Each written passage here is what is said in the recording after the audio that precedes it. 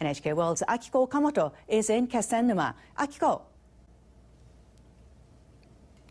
Yuko, many residents fled up this mountain when they saw the tsunami approaching.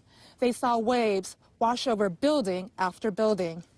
Fish processing factories used to line the shore over there. Okinawa is one place that's attracting trainee pilots. This company here has begun offering courses that are more affordable and faster.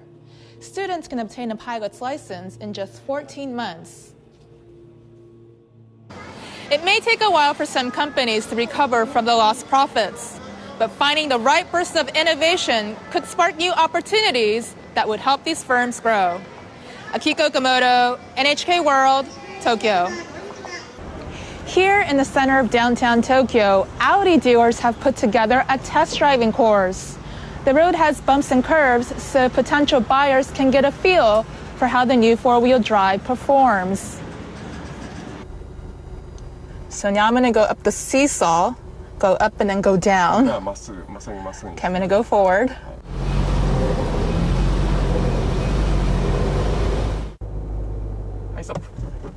Whoa, okay, going down. Okay. Reconstruction support from business people has just got underway. This system could enrich both the devastated region and the firms these employees belong to. Akiko Okamoto, NHK World, Kesennuma.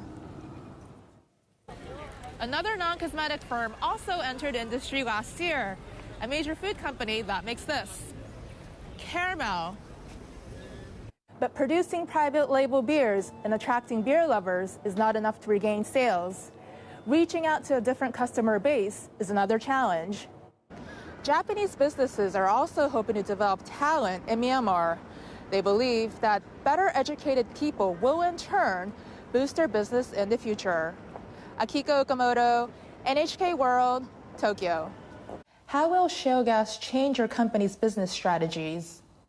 The energy to Japan and Asia already been diversified from the various sources like Southeast Asia, Australia. The boutique produced more than 20 items specifically for the expressway stores. This bag is one of the goods. The handle is made from a seatbelt. Here at this clothing section, retailers are trying to appeal to senior customers by using special mannequins to promote their product. Take a look at this one. See how the mannequin has been modeled after physical features of a senior citizen. The traditional countdown has begun. The employees and the customers are giving each other high fives. So marine biologists formed a group called Tohoku Marine Science. They're working together to help revitalize the fishing industry through their research data. So now I'm going to play this new game called FIFA 15. So here we go. Although farmers are against Japan's entry to the TPP, manufacturers in the devastated region are eagerly waiting for negotiations to begin. 13 popular shops from Shibuya 109 have opened a store here in Kamaishi for a 3-day limited period. Business owners say they're ready to accommodate the growing number of visitors, but many are concerned about the impact the sightseers will have on the environment. Now, managers of local banks in Japan see great potential in the aircraft business. They believe their loans will put more planes into the air, bring in more tourists, and boost regional economies. Akiko Okamoto, NHK World, Tokyo. So Akiko, the people you met have got their companies going, and how are they doing now? Well, Yuko, they say this is just the beginning for them. Now they need to start selling their products to make a profit. You know, Fujita just started shipping only last month. He's very eager to deliver seaweed to more and more of his clients. The Kumagais, on the other hand, are trying to expand their market. You know, they attend trade shows all over Japan, and they've been negotiating with supermarkets and department stores in Tokyo. Both have gained a nationwide network through the fund, and both see this as an opportunity to make a profit and to pay back their investors. Back to you. Japanese shoppers with deep pockets have long loved the British luxury fashion house Burberry. For nearly 40 years, apparel company Sanyo Shokai has paid a licensing fee to sell products with the Burberry brand. It has styled coats and other items to better fit Japanese sizes and tastes. But the decades-old relationship is ending. Executives with the firm say their licensing agreement expires next June. We had long consultations before we decided to conclude our agreement. Shoppers are shocked. It's a problem for me. I need Japanese-sized clothing. I'm really disappointed with their decision. The quality of the stitching on Burberry clothing in Japan is really good. Company managers say they'll strengthen their other upscale brands. But analysts say they could face difficulties because a large portion of their sales come from Burberry products.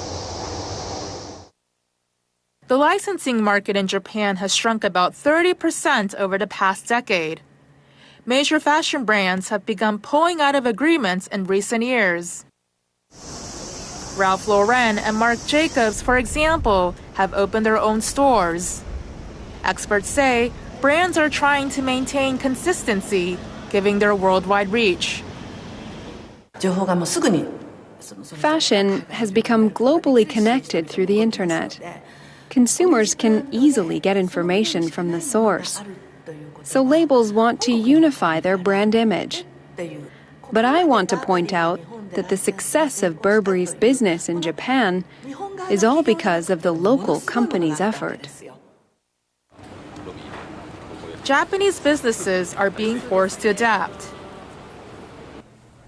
This sports apparel company once made 40% of its sales through a licensing agreement with Germany's Adidas.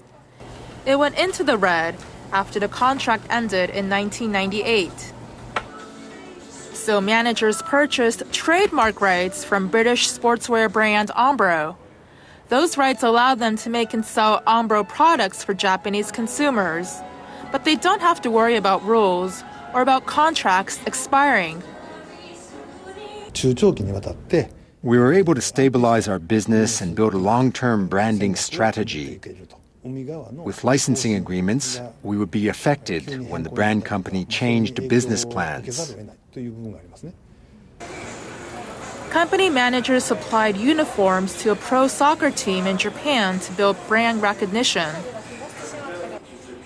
Their change in direction is paying off. They estimate overall sales this year will hit a record. And they're expanding. Last year, they purchased Umbro trademark rights for South Korea and will roll out products in January. It may take a while for some companies to recover from the lost profits, but finding the right burst of innovation could spark new opportunities that would help these firms grow. Akiko Okamoto, NHK World, Tokyo.